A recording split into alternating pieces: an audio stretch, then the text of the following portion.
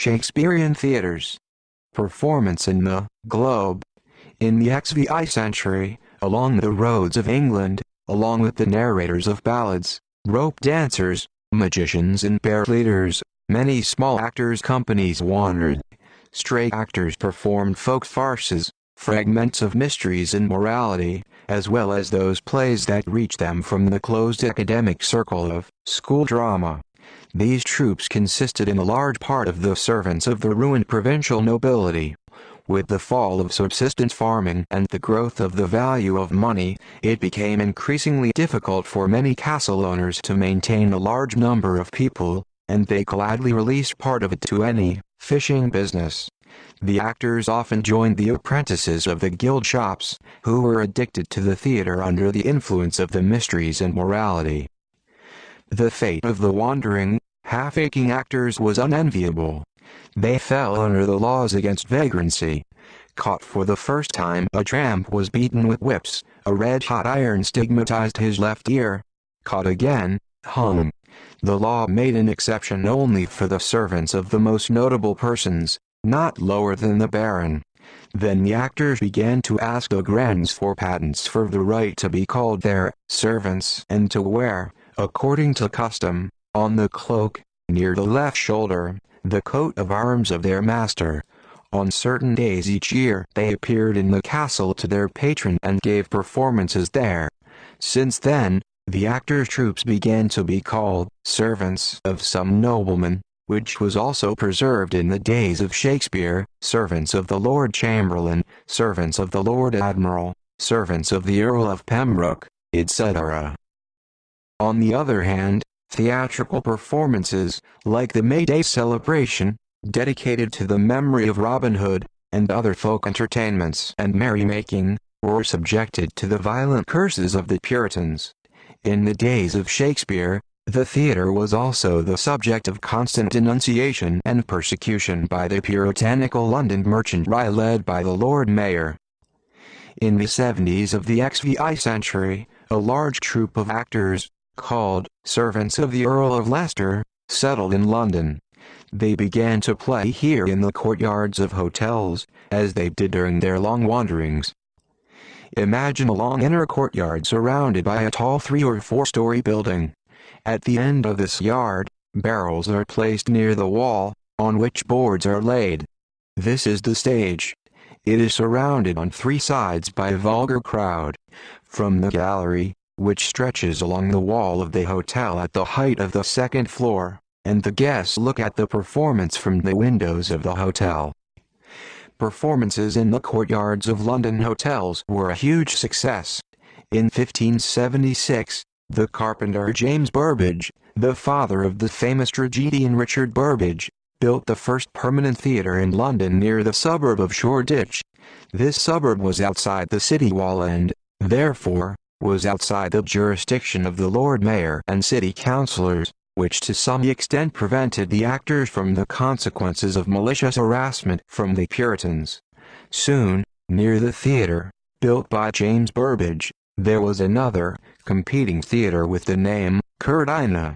The number of theatres grew rapidly, and by the end of the 16th century there were 9 theatre buildings in London. The largest of them was the Globe, built in 1599 by the same Burbage. In no European city was there so many theatres. Shakespeare's work is especially closely connected with the theatre Globe, which belonged to the so-called public, translating more precisely, public theatres.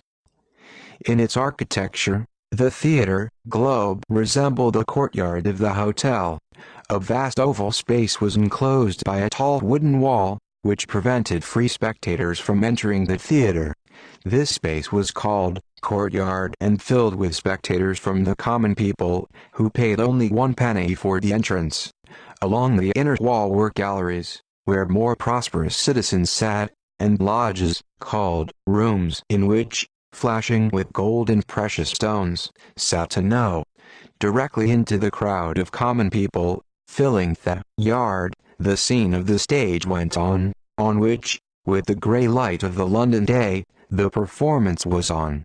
Some viewers were given the right to sit on the stage for a special fee. Penny is a small copper coin. The front part of the stage, proscenium, was in the open air. Over the back was made a canopy, supported by two pillars, which in some theaters were painted with marble columns. The background of the stage was a wall of a wooden building with a tower, called the Wardrobe House. Inside this building, actors were dressed in makeup, costumes, props, etc. were kept. Two doors led from the building, between which was made an alcove, covered with a curtain. When, for example, in Romeo and Juliet there was a scene in the crypt, Romeo approached the curtain and pretended that he was breaking the entrance with crowbar. Then the curtain parted. In the alcove depicting in this case the crypt, lying imaginary dead Juliet, in Faust Marlowe alcove could portray the office of Dr. Faust. In Hamlet, in this alcove behind the curtain, probably Polonius, who had overheard Hamlet's talk with Gertrude, was hiding. Above the alcove was a balcony, the so-called upper stage. Here, for example, Hamlet's ghost drove his father, and the balcony at that moment represented the top of a cliff hanging over the sea. There were no decorations in our sense of the word. A tree in a tub depicted a forest, a table with flasks and glasses, a tavern, etc.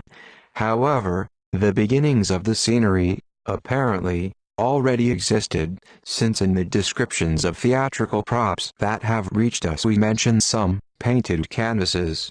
But the real stage decorator was the imagination of the audience. Not for nothing did the playwrights often appeal to the imagination of the audience. When we talk about horses, imagine that you see them, asks the audience for a choir at the beginning of the historical chronicle of Shakespeare's Henry V. We note here, by the way, that, according to the generally accepted idea at one time, the place of action of an act or picture was indicated by a plaque with an inscription. This view is now recognized as erroneous. Such plaques with inscriptions were, apparently, rare exceptions. But over the stage, usually hung a long poster with the name of the play. Poverty, or, more precisely, the lack of decorations, had its positive side. It allowed the play to be played without long spectators' attention spanning the viewer's attention. The action developed in an uninterrupted and usually swift stream, and the episode followed the episode, as in modern cinema.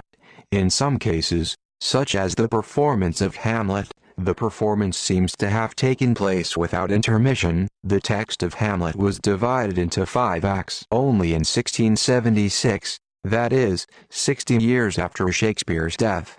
Since the author's text is usually subjected to ruthless banknotes during rehearsals, even the play of the great tragedy lasted no more than 2 or 3 hours. Quire, in the beginning of Romeo and Juliet, says that the play will last 2 hours. Spectacle usually occurred in the afternoon, from 2 to 4 or 5 o'clock in the afternoon. The meagerness of the decorative design sharply highlighted the actor's figure, on which all the attention of the audience was concentrated. It is clear therefore that if the decorative design was poor, then the costumes were rich. They were wearing real velvet, silk, satin. The main wealth of the theater was in his wardrobe. The play of some actors was, apparently, very primitive. Tragedians loudly recited and gestured with their hands. Comedians in every possible way confused the audience and, encouraged by the laughter of the audience, constantly carried a gag. The tragedian stands on tiptoe, and the comedian rides on horseback. Shakespeare's contemporary Anthony Scaliger describes the theater of his time. Female roles were performed by boys and teenagers, some of whom, according to contemporaries, played with great grace and grace.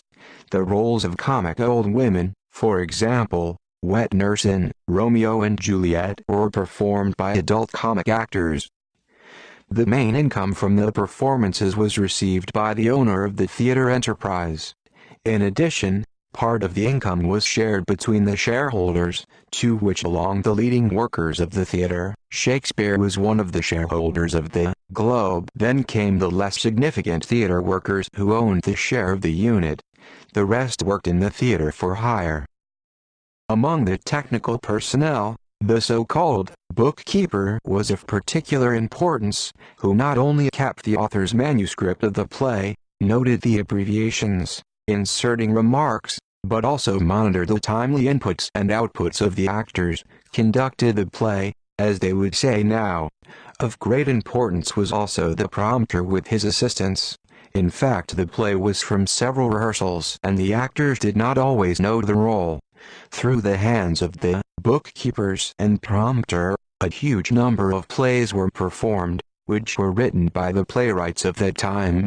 From these plays we have not reached more than 20%. It is possible that some of the plays of Shakespeare have disappeared without reaching the printing press. Let us confine ourselves to the following example. Lord Admiral's Servants played at the Rosy Theatre for 5 months, from June 19, 1594 to November 19 of the same year, 17 plays, 10 premieres and 7 resumed performances. Of these 17 plays, only 4 of us have reached, the rest have disappeared. In addition to public theatres, in London there were so-called private theatres, translating more precisely, closed theatres. In the latter the performances took place in closed rooms by candlelight. There were usually troupes, which consisted entirely of boys and teenagers. Here, thanks to a high entrance fee, only the pure public went, as they said. Not a noisy crowd of people, and connoisseurs of the elegant decided here the fate of the play. Shakespeare's work was mainly connected with democratic, publicly available theaters, to which the famous Globe belonged. We will try to imagine the play of Shakespeare's comedy in this theater. Through the River Thames, a lot of boats crossed the townspeople of London. It was the second hour, and the performance was soon to begin. A flag was already raised on the tower that protruded above the round wooden building of the Globus Theatre. In front of the entrance a crowd rustled, eager to get to the theater as soon as possible to fit closer to the stage. Immediately glittering in the sun was a huge gilded sign that depicted Hercules with a globe on her shoulders and an inscription in Latin, Tutus mundus agit histrionem, the whole world acts hypocritically. Inside the walled space, reminiscent of its oval form, the letter O, in the open air shouted, jostled, scolded, laughed, cheap spectators. Some fat military man, with a red face, like a large bulldog, with red face and anger, scolded a drunken apprentice and continually brought a huge fist to his very nose. Master Ovoy in copper glasses, probably a solderer, judging by the numerous burns on his hands, stood in bewilderment, his eyes bulging, and smoking a pipe, releasing huge smoke puffs from his mouth. Student in black clothes and cap scholar, a young man with a clever, crafty person, pursing his lips, looked quizzically proud Danny, who went brazenly through the crowd and shaking a forest of ostrich feathers on his head, straight to the scene. Through the crowd of dozens of apprentices, laughing and scolding, traders made their way through apples, ale and pudding made from bovine blood with bacon. Women were everywhere in bright clothes and with densely painted faces. Powerful spectators with their wives sat in the covered straw gallery. In one of the lodges appeared a lady in a half-mask and with her 2 knights with swords and wide collars. Since immediately there was a latrine behind the small partition, the 2 servants of the theater began to smoke heavily with juniper under the lodge, in which the noble gentleman sat. We borrow this and many other details of the description of the public in the public theater of Shakespeare's contemporary Dekker. The attendants of the theater prepared the stage for the performance, spreading the floor with fresh reeds and hanging the background of the stage with canvases painted with wall carpets. On the edge of the stage, on the very stage, the privileged gentleman sat down on the low trefoil benches, among which was a dandy with a forest of feathers on his head. The simple spectators, who surrounded the stage on 3 sides, loudly expressed their indignation, as these privileged gentlemen closed the stage from them. especially indignant apprentices for a dandy. "Hey, you, ostrich," they shouted to him, "get to Africa, where you came from." Someone even threw a lump of dirt into it. Animal, calmly, through his teeth, pronounced a dandy and continued to sit motionless. In the actor's dressing room, a large room, dimly lit by long narrow windows, it was crowded and noisy. Boys dressed up in women's dresses, put on shoes with thick cork soles and high heels, to seem taller. Among the crowd of actors, proudly raising his head, walked a short full man of about 35, with a mustache and beard. It was Richard Burbage, the owner of the theater company and the first actor in the troupe. From Shakespeare's roles, Burbage played with particular success Richard III, Hamlet, Othello and Lear. In front of the mirror stood a tall, slender man in a jester's costume, blue, red, green and yellow, and blushed his cheeks. On his head he had a cap in the form of a coxcomb. Near the mirror lay his clownish mace, whose knob, carved from wood, was his own clown's head. It was Robert Armin, a subtle and elegant actor who replaced in the group of the famous comic simpleton, William Kemp's dignitary. Today in the theater was Shakespeare's Twelfth Night, and Fest played the army. It is interesting that only after he joined the troupe, 1599, in Shakespeare's plays does the image of a more refined, sophisticated jester appear, whose Locke, Festus, jester in King Lear. Shakespeare wrote for the theater, and the theater largely determined his work. Hit the gong. The musicians with flutes and violas took their seats. The audience fell silent in anticipation. Many people saw the play before, because the play was already on stage. The first time she was put in one of the legal academies of London on Epiphany evening, January 6, 1601, on the 12th evening, counting from Christmas. Hence her name began. Above the stage hung the inscription in large letters, "Twelfth Night." A smart actor came out on a stage in a beautiful suit made of velvet and satin. This costume was bought for a lot of money by the theater from the servant of the deceased gentleman. Coming to a proscenium and showing off, he took a deep breath, pressed his hands to his heart and read the first monologue of Orsino about the power of love. It seemed that Orsino himself was surprised by the power of the feeling that gripped him. Then, when Orsino, talking to his associates, left, the curtain closed, covering the alcove in the back of the stage, and there appeared the heroine of Viola's play among the shipwrecked sailors. Viola played a boy of about 13, dressed in a woman's dress. He was gentle and even exquisitely graceful in this role. The very name of Viola means violet.